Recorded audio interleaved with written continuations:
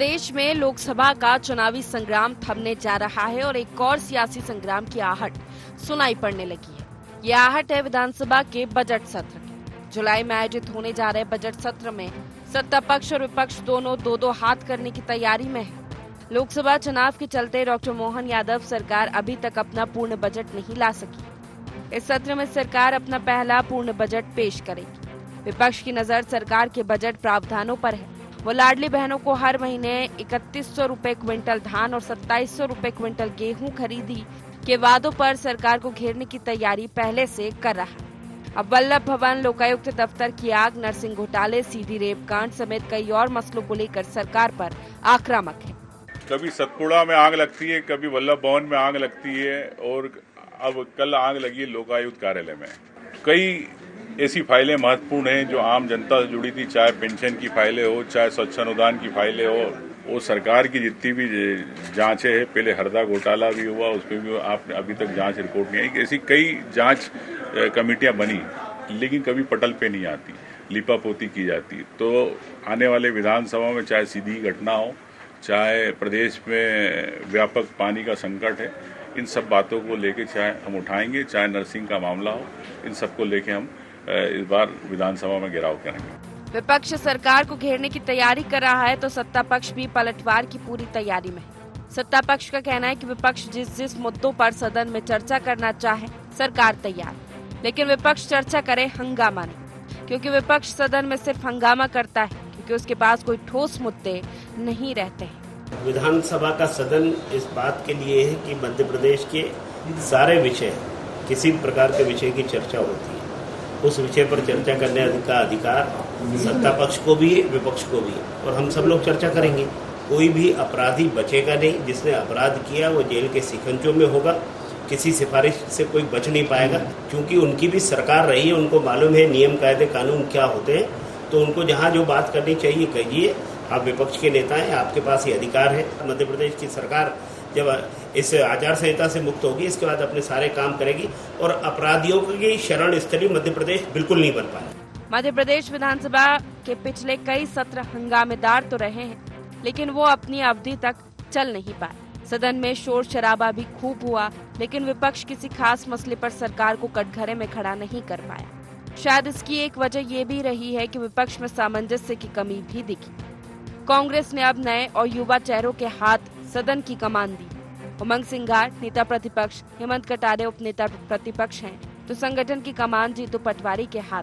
नए तेवरों और कलेवरों वाली कांग्रेस सदन में कितना आक्रामक रूप दिखाती है और सत्ता पक्ष कैसे विपक्ष का मुकाबला करता है, ये देखने लायक होगा।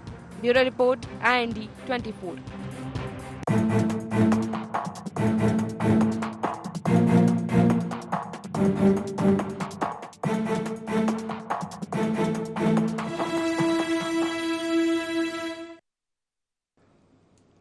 नमस्कार, IND एजेंडा संग्राम की आहट में आपका स्वागत है। मैं हूं राजेश सक्सेना। आज इसी मसले पर हम चर्चा करेंगे, बातचीत करेंगे, लेकिन चर्चा शुरू करें उससे पहले एक नज़र डाल लेते हैं एजेंडा पॉइंट्स पर।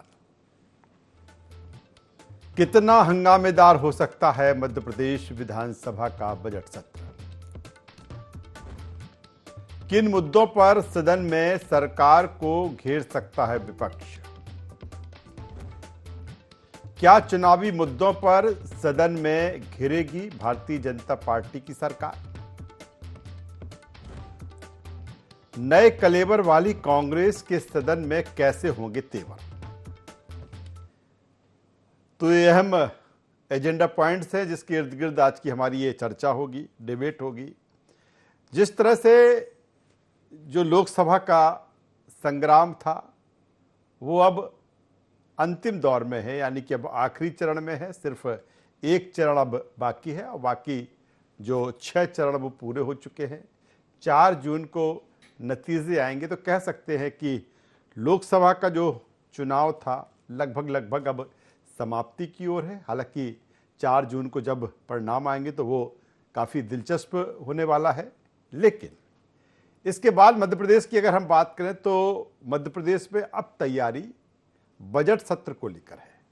मध्य प्रदेश में अब तैयारी विधानसभा के नए सत्र को लेकर है। एक तरफ जहां सरकार बजट सत्र को लेकर बजट के प्रावधानों पर चर्चा कर रही है, बैठकें कर रही है, उस पर काम कर रही है। दूसरी तरफ अगर हम विपक्ष की बात करें, कांग्रेस की बात करें, तो कांग्रेस की तैयारी इस बात को लेकर है कि कौन से ऐसे मुद्दे होंगे जिन पर कांग्रेस सदन में सरकार को घेरेगी, भारतीय जनता पार्टी की सरकार को घेरेगी। हालांकि ये कोई पहला मौका नहीं है। जब भी कोई सत्र आता है, चर्चा इसी बात को लेकर होती है कि सत्र हंगामेदार हो सकता है। विपक्ष तमाम सारे सवालों को लेकर सरकार को घेर सकता है, लेकिन सरकार भी तैयार है विपक्ष के हर हमलों का जवाब देने के लिए। धीरे धीरे जिस तरह से अगर आकार प्रकार की बात करें सदन की कार्यवाही की, जिस तरह की सदन की कार्यवाही चलती थी, जितने दिन का जो सदन होता था वो चलता था, समय समय उसमें गिरावट आई। चर्चा तमाम इश्यूज पर जो होती थी, अब वो चर्चा उतनी नहीं होती। और हम कहते हैं कि समय के पहले ही, भले वो 10 दिन का सत्र हो, मालूम पड़ा कि वो 5 दिन में ही सत्र खत्म हो गया। बजट सत्र की जब हम बात करते हैं तो बजट सत्र एक लंबा सत्र होता था, लेकिन वो धीरे धीरे छोटा हो गया और उस छोटे में भी सत्र जितने दिन चलना चाहिए था वो नहीं चलता। और लेकिन अब जब संग्राम की आहट इस बात को लेकर है कि सत्र जो जुलाई में बजट सत्र आने वाला है, और दोनों अपने अपने तरीके से, सरकार अपने तरीके से तैयार कर रही है, सत्ता पक्ष अपने तरीके से तैयार अपने आप को कर रहा है, वही विपक्ष अपने तरह से। आज इसी पर हम इसी को लेकर आज चर्चा करेंगे, बातचीत करेंगे। चर्चा शुरू करें उससे पहले अपने खास मेहमानों से आपका परिचय करा देता हूं, तारुफ करा देता हूं, फिर इस चर्चा को हम आगे बढ़ाएंगे। 3 खास मेहमान इस चर्चा में हमारे साथ जुड़ रहे हैं। हमारे साथ में हैं मंजरी Jain ji, media panelist, Bharatiya Janata party Madhya Pradesh. मंजरी जी, स्वागत है आपका। हमारे साथ में है पवन पटेल जी, महासचिव मध्य प्रदेश कांग्रेस। पवन जी, आपको स्वागत है। और वरिष्ठ पत्रकार, राजनीतिक विश्लेषक चेतन भट्ट साहब हमारे साथ में है। चेतन जी, मैं आपका भी स्वागत करता हूं। सबसे पहले पवन जी, मैं आपके पास में आता हूं, क्योंकि अब लोकसभा पे बहुत चर्चा होगी, कर ली। चरण भी 6 चरण पूरे हो चुके हैं, 7वां चरण बचा है, 4 को रिजल्ट आएंगे। वो भी अपने आप में, मैंने पहले कहा कि दिलचस्प होगा। लेकिन अब जो तैयारी है, मध्य प्रदेश के पॉइंट ऑफ व्यू से बात करें, परिप्रेक्ष्य में बात करें, तो अब जो तैयारी है, सत्ता पक्ष की तैयारी है, सरकार की तैयारी है, सत्र को लेकर, बजट सत्र को लेकर, उसके प्रावधानों को लेकर, कौन सी चीजें बजट में होना चाहिए, इस पर लगातार अब बैठकें चल रही है, उस पर काम चल रहा है। दूसरी तरफ अगर हम कांग्रेस की बात करें तो कांग्रेस तमाम मुद्दों को अपने आप में समेटे हुए हैं।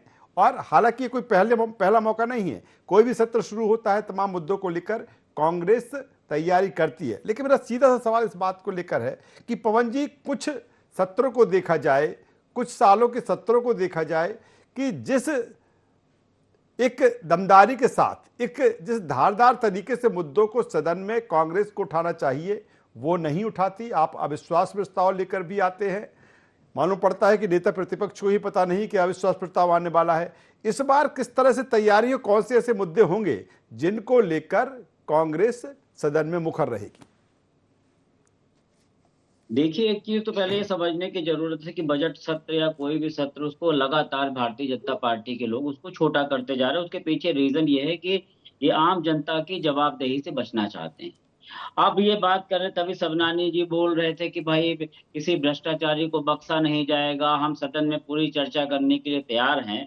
तो बड़ी गंभीरता से सोचने वाली बात है कि अगर हम गेहूं की खरीदी का मामला उठाएंगे और ये जवाब दे देंगे तो हम पागल कुत्ते हैं कि हम काटते रहेंगे, हम चिल्लाते रहेंगे। ये इनका एटीट्यूड ये है कि किसी चीज का जवाब इनके पास रहता नहीं है, किसी चीज के जवाब दे नहीं सकते हैं, और ये तानाशाही के संविधान से देश और प्रदेश को चलाना चाहते हैं। हम सड़क में आवाज उठाने की बात करेंगे, ये परमिशन नहीं देंगे। कितने एग्जाम्पल है कि अगर आप इसे परमिशन ले लो कि हमें इधर ना करना, प्रदर्शन कर, वहां परमिशन नहीं देंगे। सदन का सत्र छोटा करते जाएंगे, सदन में खुद हंगामा करवाएंगे। हम तो कहते हैं कि अगर हम विपक्ष के धर्म का पालन कर रहे हैं, हम पूछेंगे कि आपने धान खरीदी के 3100 रुपए का बोला था, क्या हुआ? ये सिर्फ बड़ी बड़ी बातें करते सबनानी जी, भ्रष्टाचारियों को बख्शा नहीं जाएगा। तो पूछे भाई, व्यापम घोटाला जिसमें आपने इतना बड़ा घोटाला किया, इतने लोगों की जाने गई, फिर उसका आपने नाम चेंज कर दिया, प्रोफेशनल एग्जामिनेशन बोर्ड, और बढ़िया बहुत अच्छा डिपार्टमेंट हो गया, तो उसका क्या हुआ? कितने भ्रष्टाचारियों को आपने सजा दे दी?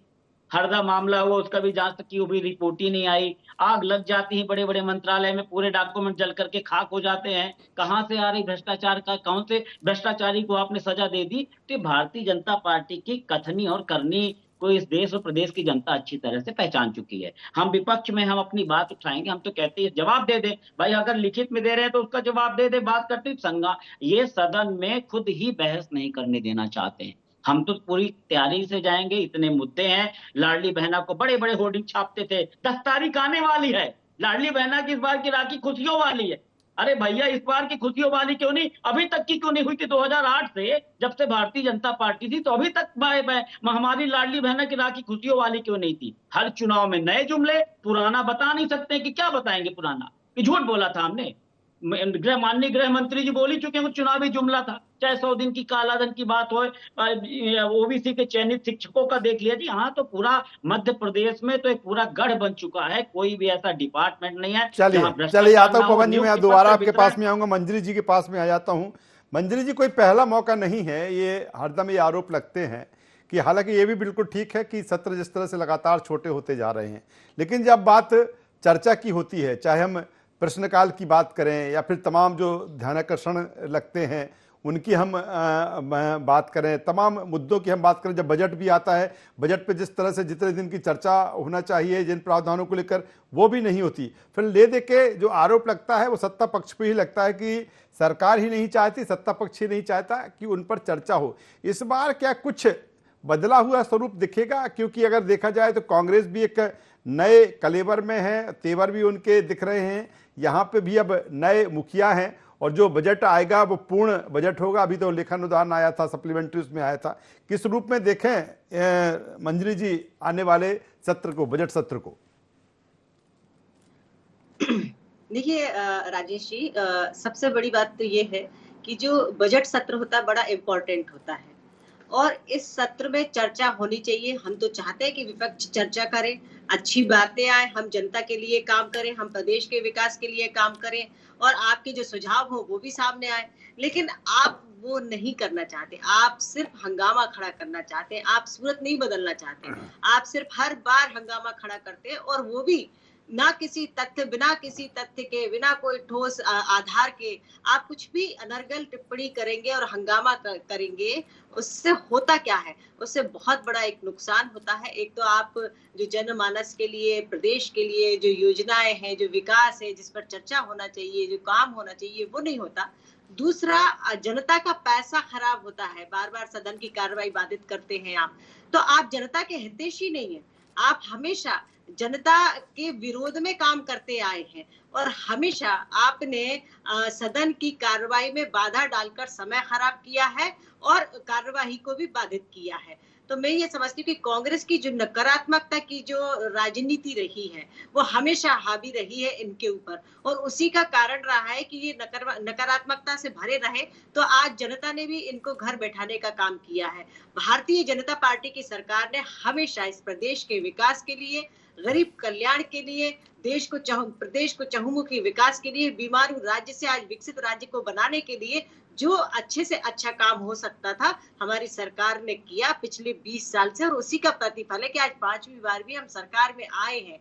भ्रष्टाचार की आप बात कर रहे थे तो 15 महीने की सरकार में चरम पर था भ्रष्टाचार। वल्लभ भवन जो है वो भ्रष्टाचार का अड्डा बन गया था, ट्रांसफर फैक्ट्री बन गई थी। आप 15 महीने का यदि रिकॉर्ड उठा ले तो करोड़ों के अकेले मुख्यमंत्री जी का जो क्षेत्र है वहां पर ही एक जल कॉम्प्लेक्स बनाया गया था, उसमें बहुत बड़ा भ्रष्टाचार हुआ था जिसके की 20 दिन मंत्री जी बिल्कुल चलिए मैं आता हूं आपके पास में, चेतन भट्ट साहब के पास में आऊंगा, कुछ समझना चाहूंगा चेतन भट्ट साहब से, क्योंकि दो चीजें काफी अहम हैं। एक तरफ अब नई सरकार और जो सत्र होगा मुझे लगता है कि थोड़ा लंबा सत्र होगा क्योंकि उसमें बजट आना है। दूसरी तरफ अगर हम विपक्ष की बात करें, मुझे कांग्रेस की हम बात करें कि जिस तरह से नया कलेवर है, यानी कि टीम बिल्कुल नई है, पीसीसी चीफ जीतू पटवारी हैं। अगर हम सदन की बात करें तो वहाँ पर उमंग सिंगार हैं, वहाँ पर हेमंत कटारे हैं। हमने देखा है कि हेमंत कटारे जी के पिताजी सत्यदेव कटारे किस तरह से जब वो नेता प्रतिपक्ष थे तो किस तरह से जो चीज़ें वहाँ पर हुआ करती थी। चेतन भट्ट साहब, सीधा सवाल इस बात को लेकर कि इस बार का सदन कुछ अलग रंग ढंग कलेवर में दिखेगा, क्योंकि विपक्ष की टीम भी जो है वो नए युवाओं के हाथ में है और दूसरी तरफ यहाँ देखा जाए तो मोहन यादव जी नए मुखिया वो लीड करते हुए दिखेंगे तो कुछ अलग मंजर होगा, क्योंकि जो हम चर्चा आज कर रहे हैं कि संग्राम की जो आहट है वो संग्राम को लेकर है, बजट सत्र को लेकर।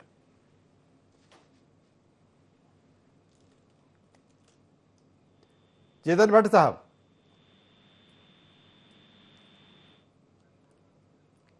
चलिए चेतन भट्ट साहब सीधे हमसे जैसे ही जुड़ते हैं, और मैं जो चर्चा इसी बात को लेकर कर रहा हूं कि जिस तरह से अब जुलाई में बजट सत्र को लेकर तैयारियां सरकार की तरफ से, तमाम प्रावधान इस सत्र को लेकर जिस तरह से रखे जा रहे हैं कि किस किस मद में, किस विभाग में कौन कितना बजट होगा, कौन सी ऐसी चीज़ें होंगी। और चेतन भट्ट साहब के पास में चलता हूं, शायद बेहतर संवाद चेतन भट्ट साहब से अब मेरा, तब से एक बार फिर पवन जी के पास में आ जाता हूं। पवन जी, अब अगर देखा जाए तो जिस तरह से ठीक है जो चीज़ें होंगी, लेकिन उसके पहले अब सरकार है और चुनाव के समय तमाम सारी चीज़ें सरकार की तरफ से संकल्प पत्र में रही हैं, हालांकि आप वचन पत्र को लेकर भी आए थे। क्या प्राथमिकता रहेंगी कि सरकार का किस चीज़ों पर ध्यान आकर्षित किया जाए, किस चीज़ों को लेकर सरकार को कटघरे में खड़ा किया जाए, कौन से ऐसे प्रमुख मुद्दे होने वाले हैं? देखिए, प्रमुख मुद्दे आम जनता के जो मुद्दे हैं, जो आम जनता की परेशानी है, जो इन्होंने बहुत बड़े सपनों का सौदागर बनकर के आए थे और झूठे सपने दिखाए थे, उनको पूरा करने की बात है। अब मंजरी जी से हमने पूछा क्या जवाब, उन्होंने क्या दिया, भ्रष्टा वो अपनी बात करने के वजह, भारतीय जनता में बड़ी एक विपत्ति आ चुकी है इससे में, वो अपनी बात करने के वजह सीधी कांग्रेस की बात करने लगती है। ये अपनी बात नहीं बताएंगे, आप इनसे एक प्रश्न करोगे तो 10 प्रश्न कर देंगे। अरे हम बोल रहे हैं कि आप बता दीजिए ना कितने भ्रष्टाचारियों को अंदर कर दिया, व्यापम जैसे घोटाले में क्या हुआ, अब कमलनाथ जी का वो भ्रष्टाचार का अड्डा बन गया तो वो नहीं बनने दूंगा। अरे वो तो हम कहते हैं कि आप लोग जोशीला भाषण देने में, जोश भरने में, पेपर में फ्रंट पेज में विज्ञापन देने में कि महंगाई कम हो गई, महारत हासिल है आपको, लेकिन हो कहाँ रहा है। व्यापम घोटाले का क्या हुआ, हमने पूछा उसका जवाब नहीं दी। बहुत हुई महंगाई की मार, अब की बार मोदी सरकार, उस महंगाई का क्या हुआ। 405 में सिलेंडर देने का डिडोरा पीट रहे थे, 450 में कहां सिलेंडर मिल गया। अब इनसे कौन पूछे कि जिस तरह का झूठ का, एक समय पेट्रोल में 5 पैसे बढ़ते थे तो हमारे प्रदेश के यशस्वी मुख्यमंत्री पवन पटेल जी, सवाल पवन पटेल जी, मैंने वही कहा ना कि सवाल तमाम तरह के रहते हैं विपक्ष के पास, लेकिन जिस तरह से सदन में उनको उठाना चाहिए वो उस तरह से विपक्ष सदन में उन मुद्दों को नहीं उठा पाती। आप कहते मुद्दे तमाम हैं, लेकिन कहीं ना कहीं सदन में जिस तरह से हम उल्टा खड़े होकर, हमारा जीतू पटवारी जी या उमंग सिंगार जी पैर ऊपर करके उल्टा करके उठाए मुद्दे को। भाई महंगाई को तो हम महंगाई बोलेंगे ना, हम भी तो सीधे बात कर रहे हैं ना कि आप नहीं बोला 3300 रुपए क्विंटल धान खरीदेंगे, अब क्यों नहीं खरीद रहे हो, नहीं बताएंगे। आप 2700 रुपए क्विंटल गेहूं खरीदने के लिए बोल रहा था, क्यों नहीं खरीद रहे हो, नहीं बताएंगे। तो समस्या तो इसी बात की है। अब किस तरह आदमी बात करे, इनको अगर लगे अच्छा कि उस टाइप से बता दें, हम उस तरह से प्रश्न करने के लिए तैयार हैं। ये जवाब नहीं देंगे, पॉइंट टू पॉइंट जवाब भारतीय जनता पार्टी का कोई नेता नहीं देता है। ये सब नए पैकेज में नए झूठ, नए पुलिंदा झूठ का लेकर के आ जाते हैं। बस हम तो कह रहे जितनी बात हमें उठाई इसी का जवाब दे रहे। मंजरी जी एक एक करके जवाब दे दें। चलिए मंजरी जी से जवाब ले लेता हूं। मंजरी जी, जिस तरह से हम बजट सत्र की बात कर रहे हैं, अब कहीं ना कहीं सरकार के सामने चुनौती होगी कि आपने जो संकल्प पत्र में जो वादे किए उनको हम प्रमुखता के साथ, उनको वादों को हम पूरा करें और उसी के अकॉर्डिंग उन प्रावधानों को बजट सत्र में शामिल करें। बजट में जी, हमारे वचन पत्र में, हमारे संकल्प पत्र में जो हमने वचन लिए, जो संकल्प लिए हैं, वो अक्षरशः पिछली सरकारों ने भी पूरे पालित किए हैं और आने वाली जो समय है, सरकार का जो समय रहेगा 5 साल का, उसमें भी हम पूरा, हम क्योंकि हम सिर्फ जनता के लिए काम करते हैं, हम राजनीति करने के लिए या राज करने के लिए राजनीति में नहीं आते। हम जन सेवक के रूप में इस देश की राजनीति में बदलाव लेकर आए हैं। आज भ्रष्टाचारियों के ऊपर कार्रवाई हो रही है। पवन पटेल जी बड़े जोर जोर से चिल्ला रहे हैं, तो आपके ही उमंग सिंघार जी ने आपकी सरकार रहते हुए इल्जामात लगाए थे दिग्विजय सिंह जी के ऊपर, वो आप भूल गए क्या? उसका जवाब दे दीजिए कि उन पर क्या कार्रवाई हो गई थी। वो कह रहे थे कि हमारी सरकार में ही रिमोट कंट्रोल से दिग्विजय सिंह जी सरकार चला रहे हैं, दिग्विजय सिंह जी पूरे माफियाओं को पाल रहे हैं। तो ये अब उमंग सिंघार जी भी जो बयानबाजी कर रहे हैं, पहले तो वो अपना कुनवा देखे, अपने गिरेबान झांके। दूसरा, आपने कहा कि कोई भी भ्रष्टाचार होता है उसकी जांच नहीं होती। तो जो भी आज तक सामने आया है सब पर जांच हुई है और जो दोषी पाए गए उनको सलाखों के पीछे भेजने का काम भी किया है। और अभी आप सामने देख रहे हैं एक एक करके लोगों को सलाखों के पीछे भेजा जा रहा है। और आपका जो कांग्रेस का जो प्रथम परिवार है वो भी पूरा जमानत पर घूम रहा है, जिन्होंने अरबों के घोटाले किए है ना पीछे। नेशनल हेराल्ड घोटाला जो देश को आजाद करने में तो जमानत लगती है। चलिए मैं रोकना चाहूंगा चेतन भट्ट साहब से, मेरा बेहतर संवाद अब स्थापित हो सकता है। मैं चलिए मैं आता हूं, दोनों मेहमानों के पास में आऊंगा, इसी सवाल के साथ आऊंगा। चेतन भट्ट साहब, मेरा सीधा सा सवाल है, हालांकि आपसे जुड़ने में थोड़ा समय लगा, लेकिन मेरा सीधा सा सवाल है कि अब जिस तरह से तैयारी बजट सत्र को लेकर है, सर किस तरह से देखते हो? क्योंकि विपक्ष अब तमाम सारे मुद्दे लिए हुए हैं जो हर बार लेके वो चलता है। क्या नए कलेवर और नए तेवर में जिस तरह से विपक्ष है, युवाओं के हाथ में कमान है, हालांकि यहाँ भी मुखिया नए हैं, एक पूर्ण बजट इसमें आएगा, किस रूप में सर बजट सत्र को देखते हैं कि किस तरह की चीजें हो सकती हैं?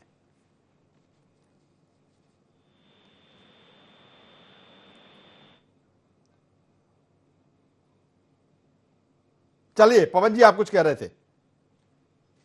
नहीं, मेरा निवेदन देखिए, मैंने क्या क्या पूछा, आप सीधे फिर दिग्विजय सिंह पे पहुंच गए। तो भारतीय जनता पार्टी ने पूरी फिलॉसफी चेंज कर दी। हम इनसे प्रश्न करेंगे तो प्रश्न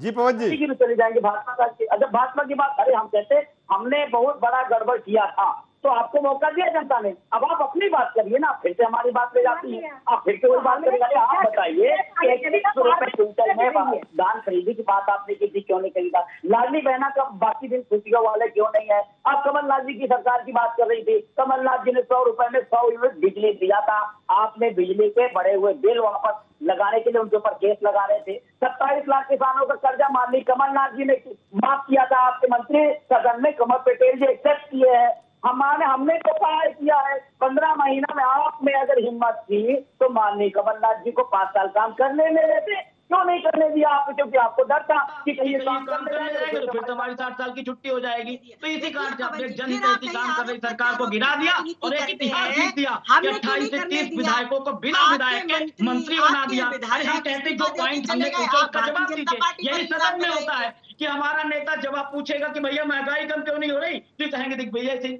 हम कहेंगे भाई बिजली के बढ़े हुए बिल क्यों लगा रहे हो, तो कहेंगे दिग्विजय सिंह। हम पूछेंगे कि भैया आपने वादे किए थे कि 450 रुपए में सिलेंडर देंगे, आप 450 में सिलेंडर क्यों नहीं दे रहे, तो कहेंगे दिग्विजय सिंह। तो ये तो हालत है। अब जब दिग्विजय करें तो हमें भी चिल्लाना पड़ रहा, यही सदन में होता है।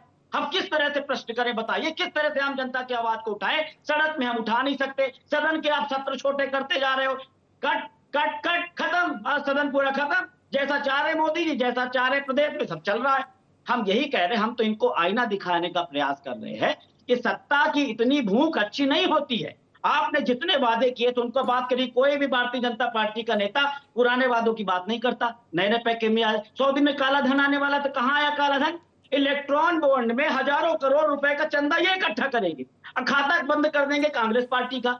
ये लोकतंत्र का चलिए मंजरी जी से जवाब ले लेता हूं। मंजरी चलिए ठीक है, किस तरह की चीजें रहेंगी सत्ता पक्ष विपक्ष की तरफ से, लेकर मेरा सवाल इससे थोड़ा आगे का इस बात को लेकर है कि कहीं ना कहीं मैंने पहले भी कहा था कि प्राथमिकता संकल्प पत्र में जो वादे किए उनको पूरा करना सरकार के सामने रहेगा, लेकिन कहीं ना कहीं जिस तरह से अगर हम खजाने की स्थिति देखें, वित्त की स्थिति देखें, लगातार जो कर्जे का बढ़ता हुआ बोझ है, क्या इन चीजों को आड़े आ सकता है? या दूसरी तरफ अभी लेखानुदान आया था, जनता को भी कहीं ना कहीं तैयार रहना होगा किसी टैक्स के बोझ को लेकर या इन चीजों को लेकर। वो कह सकते हैं कि तमाम सारी चीजें ऐसी हैं कि जो इस सत्र में दिखेगी, क्योंकि सरकार को कहीं ना कहीं डेवलपमेंट करना है, जो जनहितैषी उनके काम है, जो योजनाएं हैं उनको पूरा करना है, हितग्राही उनका लाभ पहुंचाना है। ये एक चैलेंज रहेगा मंजरी जी सरकार के सामने। नहीं, देखिए, जब हमारी मंशा है कि हमें जनहितैषी काम करना है, प्रदेश को विकास के नए आयाम जोड़ना है, तो मैं समझती हूँ कि कहीं भी हमें ऐसी असुविधा नहीं होगी। जब हमारी नीयत साफ है और सकारात्मकता के साथ हम काम करना चाहते तो निश्चित तौर पर सारी ही चीजें सकारात्मक होंगी।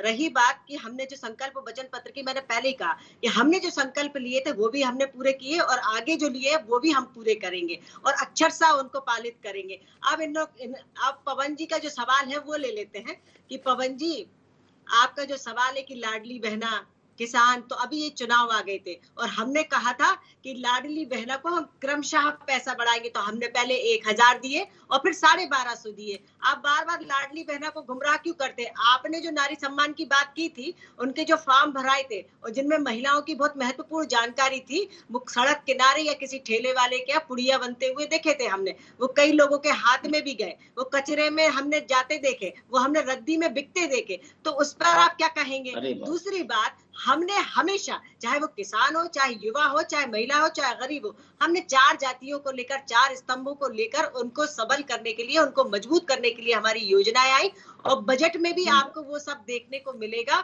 निश्चित तौर पर हमारा जो बजट होगा वो सर्वांगीण विकास का होगा और सर्व जो हमारा नारा है कि सबका साथ, सबका विकास, सबका प्रयास और सबका विश्वास, वो सब आपको इसमें देखने को मिलेगा। आपको हमारे संकल्प पत्र में भी वो देखने को मिला और हमारे कामों में भी वो आपको देखने को मिला कि जो हम अंत्योदय की बात करते तो आज हम अंत्योदय पर काम कर रहे हैं। चलिए कुछ कहना चाहेंगे पवन जी 30 सेकंड में? आपके घोषणा पत्र पवन जी कुछ कहना चाहेंगे? घोषणा पत्र में भाजपा का मुस्लिम लीग पहले की तो ये सीधी नारा छाप करेक्ट कर दीजिए कि सबका साथ भाजपा। चलिए, तो जिस तरह से अब तैयारी बजट सत्र को लेकर है, अगर विपक्ष की हम बात करें तो विपक्ष तमाम सारे मुद्दों को लेकर जिस तरह से रणनीति बना रही है सत्ता पक्ष को घेरने की, वही सरकार की प्राथमिकता है बजट, किस तरह का बजट होगा, किस तरह की चीजों का समावेश इस बजट में होगा, कौन सी ऐसी प्राथमिकताएं होंगी, संकल्प पत्र में जो वादे हैं उनकी शुरुआत कहां से है हुई, दूसरी तरफ वित्त की जो स्थिति है उसके अकॉर्डिंग किस तरह से सरकार अपना बजट तैयार करेगी, क्या कुछ नए टैक्सेस भी हो सकते हैं जिससे जनता पर बोझ भी हो सकता है, तमाम सारी चीजें हैं वो बजट सत्र में देखने को मिलेगी। लेकिन ये कह सकते हैं कि अभी से सत्र को लेकर दोनों टीमें यानी कि सत्ता पक्ष और विपक्ष अपनी अपनी तैयारी में जुट चुके हैं। तीनों मेहमानों का धन्यवाद करता हूं, शुक्रिया करता हूं। तो अब लोकसभा चुनाव के बाद तैयारी बजट सत्र को लेकर है, हालांकि अभी एक चरण का चुनाव और बाकी है, 4 तारीख को रिजल्ट आना है, लेकिन यहां से अब सरकार उस ट्रैक पर आ चुकी है, उस मोड में आ चुकी है कि बजट सत्र को लेकर बजट किस तरह से प्रावधान, कौन से विभाग में कितना बजट, दूसरी तरफ विपक्ष तमाम सारे मुद्दों को इकट्ठा करके कहीं ना कहीं सरकार को, सत्ता पक्ष को घेरने की रणनीति पर काम कर रही है। इसीलिए हम कह रहे हैं कि जो संग्राम की आहट आ रही है, ये आहट किस तरह से संग्राम हमें सदन में देखने को मिलता, ये जब सत्र आएगा बजट सत्र जुलाई में तब देखने को मिलेगा। IND एजेंडा में इतना ही। IND 24 पर खबरों का सिलसिला लगातार जारी है, आप बने रहिए हमारे साथ। नमस्कार।